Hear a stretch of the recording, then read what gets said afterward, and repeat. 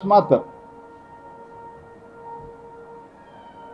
ತಪ್ಪು ದಾರಿಯಿಂದ ಸೇರಿಸಿದ್ದಾರೆ ಅಂತ ಒಂದು ವೋಟ್ ಪ್ರೂವ್ ಆದ್ರೆ that officer will lose is job. Nobody will risk it. ನಾನು ಕಾಂಗ್ರೆಸ್ ಪಾರ್ಟಿಗೆ ಹೇಳಲಿಕ್ಕೆ ಬಯಸೋದು, ಇಡೀ ಜಗತ್ತಿನೊಳಗೆ ಒಂದು ಯಶಸ್ವಿ ಪ್ರಜಾಪ್ರಭುತ್ವ ನಮ್ಮದು. ಯಾವ ದೇಶದೊಳಗೂ ಇಷ್ಟು ಬೇಗ ರಿಸಲ್ಟು ಕೊಡಲ್ಲ. ಮೋಸ್ಟ್ ವೈಬ್ರೆಂಟ್ ಡೆಮೋಕ್ರಸಿ ನಮ್ಮದು. ನಮ್ಮ ದೇಶದೊಳಗೆ ಡೆಮೋಕ್ರಸಿ ಜನರ ಸ್ವಭಾವದಲ್ಲಿದೆ. ಹಿಂದೂಗಳ ವಿಶೇಷವಾಗಿ ಮೆಜಾರಿಟಿಯಲ್ಲಿದ್ದರೆ ಅಲ್ಲಿ ಅವರ ಸ್ವಭಾವದಲ್ಲಿ ಡೆಮೋಕ್ರಸಿ ಇದೆ. ಹಾಗಾಗಿ ಜಗತ್ತಿನೊಳಗೆ ಭಾರತದ ನಿಮಗೆ ಮೋದಿಯವರ ಮೇಲೆ, BJP ಮೇಲೆ, ಅಮಿತ್ ಶಾ ಮೇಲೆ, ರಾಜನಾಥ್ ಸಿಂಗ್ ಮೇಲೆ, ಅವರೆಲ್ಲರ ಮೇಲೆ, ಅವರೆಲ್ಲ ಹಿರಿಯ ನಾಯಕರ ಮೇಲೆ ನಿಮಗೆ ಸಿಟ್ಟು ಸೆಡುವು ಇದ್ದರೆ ಅದನ್ನು ನೀವು ಬೈರಿ ಅವರಿಗೆ. ಯಾಕಂದರೆ ಪ್ರಜಾಪ್ರಭುತ್ವ ಇದೆ. ಆದರೆ ದೇಶದ ಸಿಸ್ಟಮಿಗೆ ಬೈತಾ ಇದ್ದೀರಿ ನೀವು. ಬೇರೆ ಜಗತ್ತಿನ ಜನ ಏನು ತಿಳ್ಕೊತಾರೆ?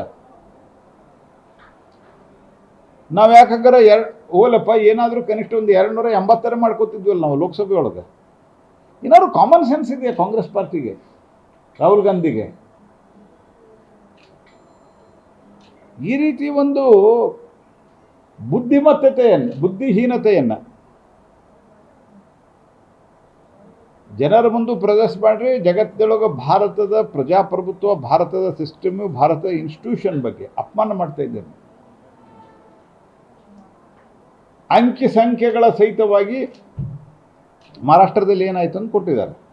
ಸರಿಯಪ್ಪ, ಅದೇ ಕಾಲದಲ್ಲಿ ಜಾರ್ಖಂಡದಲ್ಲಿ ಆಯ್ತಲ್ಲ ಚುನಾವಣೆ, ಅಲ್ಲೂ ಮಾಡ್ಬೋದಾಗಿತ್ತಲ್ಲ ನಾವು.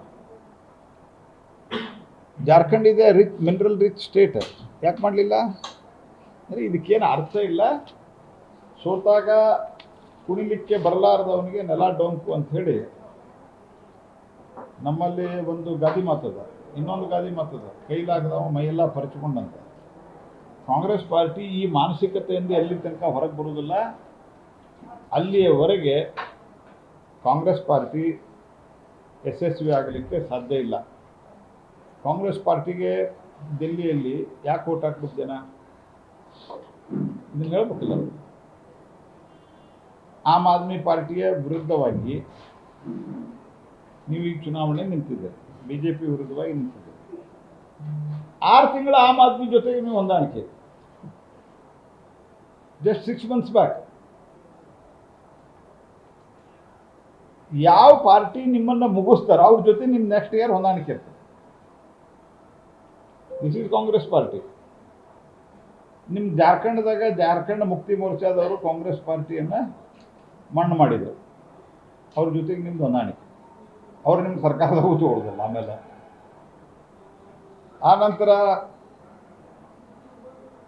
ನಿಮ್ಮನ್ನು ಮಣ್ಣು ಮುಗಿಸಿದ್ದು ಜಮ್ಮು ಕಾಶ್ಮೀರದಲ್ಲಿ ಫರೂಕ್ ಅಬ್ದುಲ್ಲಾ ಅವರ ಕುಟುಂಬ, ಅವ್ರ ಜೊತೆಗೆ ನಿಮ್ಮ ಹೊಂದಾಣಿಕೆ.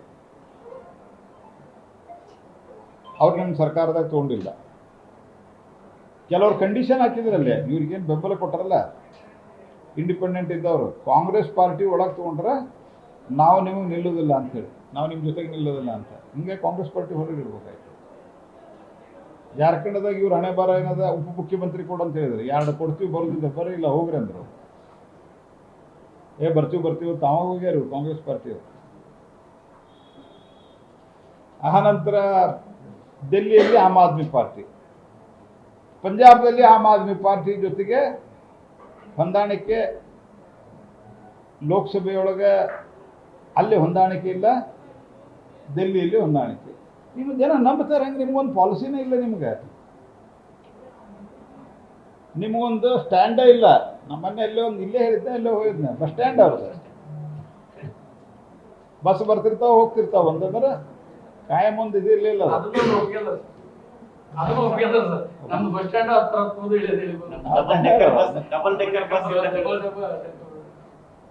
ಅದಕ್ಕೆ ಕಾಂಗ್ರೆಸ್ ಪಾರ್ಟಿ ಈ ರೀತಿ